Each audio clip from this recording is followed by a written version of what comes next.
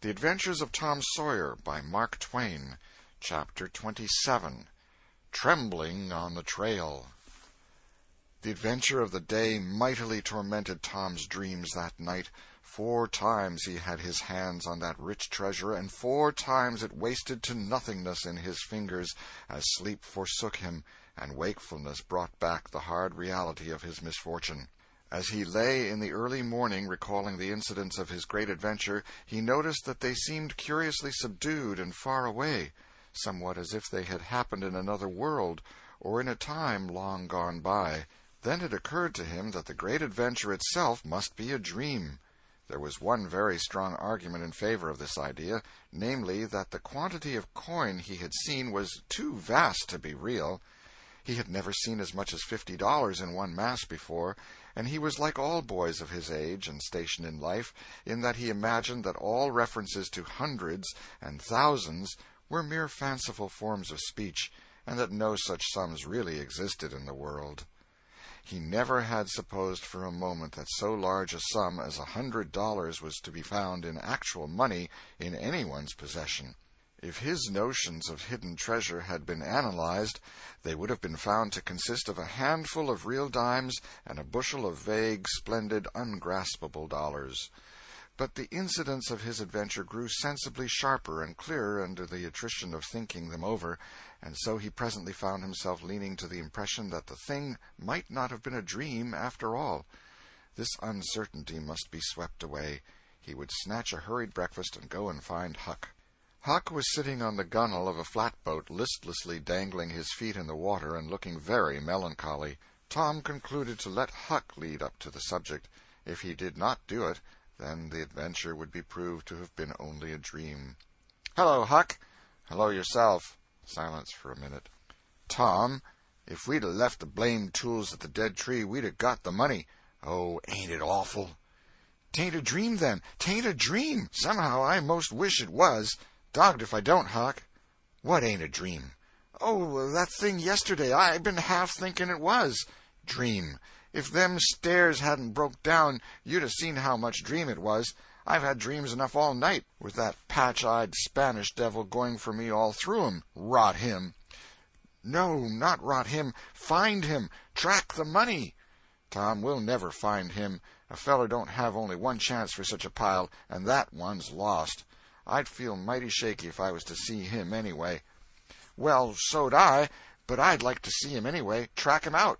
To his number 2. "Number 2, yes, that's it. I've been thinking about that, but I can't make nothing out of it. What do you reckon it is?" "I don't know. It's too deep." "Say, Huck, maybe it's the number of a house." "Goody. No, Tom, that ain't it.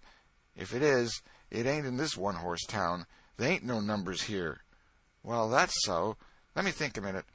Here, it's the number of a room in a tavern, you know." "Oh, that's the trick. They ain't only 2 taverns. We can find out quick. You stay here, Huck, till I come." Tom was off at once. He did not care to have Huck's company in public places. He was gone half an hour. He found that in the best tavern, number 2 had long been occupied by a young lawyer, and was still so occupied. In the less ostentatious house, number 2 was a mystery. The tavern-keeper's young son said it was kept locked all the time, and he never saw anybody go into it or come out of it except at night. He did not know any particular reason for this state of things, had some little curiosity, but it was rather feeble, had made the most of the mystery by entertaining himself with the idea that the room was haunted, had noticed that there was a light in there the night before. "That's what I've found out, Huck. I reckon that's the very number 2 we're after." "I reckon it is, Tom. Now, what you going to do?" "Let me think." Tom thought a long time. Then he said, "I'll tell you. The back door of that number 2 is the door that comes out into the little close alley between the tavern and the old rattle-trap of a brick store. Now, you get hold of all the door-keys you can find, and I'll nip all of Auntie's, and the first dark night we'll go there and try 'em. And mind you, keep a lookout for Injun Joe, because he said he was going to drop into town and spy around once more for a chance to get his revenge. If you see him, you just follow him, and if he don't go to that number 2, that ain't the place." "Lordy, I don't want to follow him by myself." "Why, it'll be a night, sure. He mightn't ever see you, and if he did, maybe he'd never think anything." "Well, if it's pretty dark, I reckon I'll track him. I don't know. I'll try." "You bet I'll follow him if it's dark, Huck. Why, he might have found out that he couldn't get his revenge and be going right after that money." "It's so, Tom, it's so. I'll follow him. I will, by jingoes." "Now you're talking. Don't you ever weaken, Huck, and I won't." End of Chapter 27. Chapter 28. In the Lair of Injun Joe. That night Tom and Huck were ready for their adventure. They hung about the neighborhood of the tavern until after 9, one watching the alley at a distance, and the other the tavern door. Nobody entered the alley or left it. Nobody resembling the Spaniard entered or left the tavern door. The night promised to be a fair one, so Tom went home with the understanding that if a considerable degree of darkness came on, Huck was to come and mow, whereupon he would slip out and try the keys. But the night remained clear, and Huck closed his watch and retired to bed in an empty sugar hogshead about 12.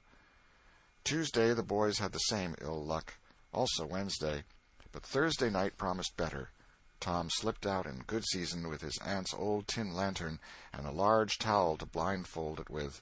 He hid the lantern in Huck's sugar hogshead, and the watch began. An hour before midnight the tavern closed up, and its lights, the only ones thereabouts, were put out. No Spaniard had been seen. Nobody entered or left the alley. Everything was auspicious. The blackness of darkness reigned. The perfect stillness was interrupted only by occasional mutterings of distant thunder. Tom got his lantern, lit it in the hogshead, wrapped it closely in the towel, and the two adventurers crept in the gloom toward the tavern. Huck stood sentry, and Tom felt his way into the alley. Then there was a season of waiting anxiety that weighed upon Huck's spirits like a mountain. He began to wish he could see a flash from the lantern. It would frighten him, but it would at least tell him that Tom was alive yet. It seemed hours since Tom had disappeared. Surely he must have fainted. Maybe he was dead. Maybe his heart had burst under terror and excitement. In his uneasiness, Huck found himself drawing closer and closer to the alley, fearing all sorts of dreadful things and momentarily expecting some catastrophe to happen that would take away his breath. There was not much to take away, for he seemed only able to inhale it by thimblefuls, and his heart would soon wear itself out, the way it was beating. Suddenly there was a flash of light, and Tom came tearing by him. "Run!" said he. "Run for your life!" He needn't have repeated it. Once was enough. Huck was making 30 or 40 miles an hour before the repetition was uttered. The boys never stopped till they reached the shed of a deserted slaughterhouse at the lower end of the village. Just as they got within its shelter, the storm burst and the rain poured down. As soon as Tom got his breath, he said, "Huck, it was awful. I tried 2 of the keys, just as soft as I could, but they seemed to make such a power of a racket that I couldn't hardly get my breath, I was so scared. They wouldn't turn in the lock, either. Well, without noticing what I was doing, I took hold of the knob, and open comes the door. It warn't locked. I hopped in and shook off the towel, and great Caesar's ghost!" What'd you see, Tom?" "Huck, I most stepped onto Injun Joe's hand." "No." "Yes, he was laying there sound asleep on the floor, with his old patch on his eye and his arms spread out." "Lordy, what'd you do? Did he wake up?" "No, never budged. Drunk, I reckon. I just grabbed that towel and started." "I'd never thought of the towel, I bet." "Well, I would. My aunt would make me mighty sick if I lost it." "Say, Tom, did you see that box?" "Huck, I didn't wait to look around. I didn't see the box. I didn't see the cross. I didn't see anything but a bottle and a tin cup on the floor by Injun Joe. Yes, and I saw 2 barrels and lots more bottles in the room. Don't you see, now? What's the matter with that haunted room?" "How?" "Why, it's haunted with whiskey. Maybe all the temperance taverns have got a haunted room, hey, Huck?" "Well, I reckon maybe that's so. Who'd have thought such a thing?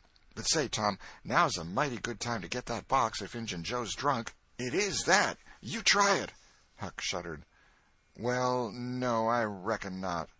"And I reckon not, Huck. Only 1 bottle alongside of Injun Joe ain't enough. If there'd been 3, he'd be drunk enough, and I'd do it." There was a long pause for reflection, and then Tom said, "Looky here, Huck, let's not try that thing any more till we know Injun Joe's not in there. It's too scary. Now, if we watch every night, we'll be dead sure to see him go out, sometime or other, and then we'll snatch that box quicker'n lightning." "Well, I'm agreed. I'll watch the whole night long, and I'll do it every night, too, if you'll do the other part of the job." "All right, I will. All you got to do is to trot up Hooper Street a block and mow, and if I'm asleep, you throw some gravel at the window, and that'll fetch me." "Agreed, and good as wheat." "Now, Huck, the storm's over, and I'll go home. It'll begin to be daylight in a couple hours. You go back and watch that long, will you?" "I said I would, Tom, and I will. I'll haunt that tavern every night for a year. I'll sleep all day, and I'll stand watch all night." "That's all right. Now, where are you going to sleep?" "In Ben Rogers' hayloft. He lets me, and so does his pap's nigger man, Uncle Jake. I tote water for Uncle Jake whenever he wants me to, and any time I ask him he gives me a little something to eat if he can spare it. That's a mighty good nigger, Tom. He likes me, because I don't ever act as if I was above him. Sometimes I've set right down and eat with him, but you needn't tell that. A body's got to do things when he's awful hungry he wouldn't want to do as a steady thing. Well, if I don't want you in the daytime, I'll let you sleep. I won't come bothering round. Any time you see something's up in the night, just skip right around and meow." End of chapter 28.